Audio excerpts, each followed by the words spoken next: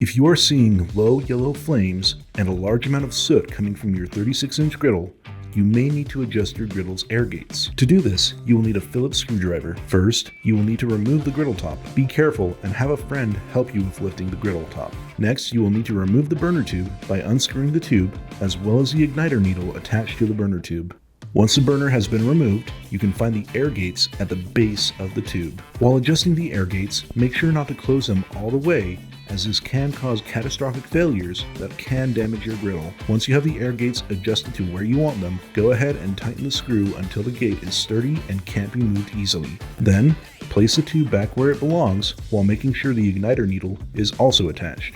If you are unable to remove the burner tubes, you can also adjust your air gates by looking under your griddle and behind the front panel. From there, all you will need to do is loosen the screw holding the air gate in place and adjust the air gate as needed, making sure to tighten the screw once finished. For more information, contact our customer support team or visit us at blackstoneproducts.com/support.